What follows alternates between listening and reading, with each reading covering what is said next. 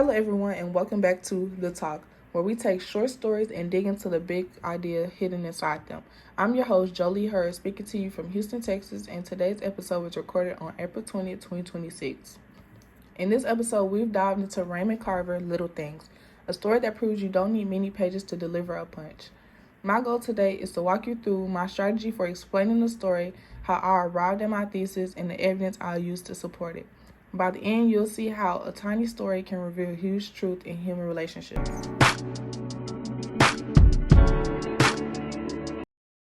Carver keeps things very simple in Little Things. He doesn't explain the character's past or what's really feeling. Instead, he drops us right into an argument and makes us figure out what's really going on by paying attention to what isn't said.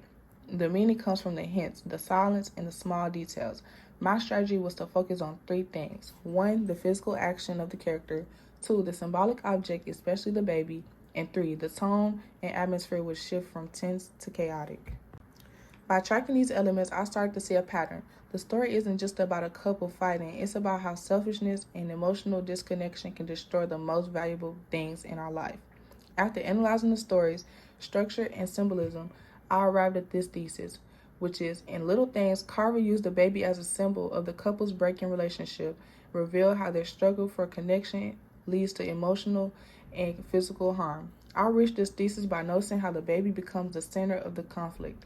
The parents don't argue about the child's well-being, they argue about possession. The baby becomes an object, not a person, which reflects how their relationship has lost its humanity.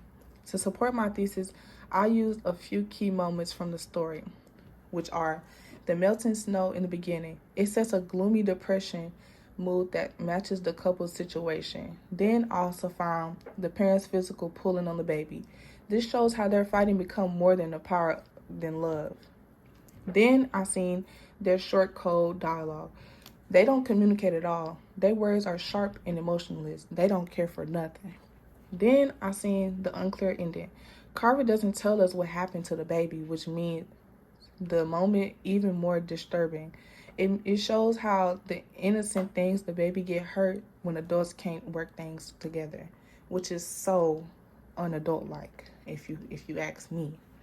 So to wrap it up, Little Things is a short story, but it says a lot. Carver used simple words to show how fast a relationship can fall apart when people stop arguing. By looking at this symbolism, the action and the mood, we can see how the baby represents everything the couple is losing.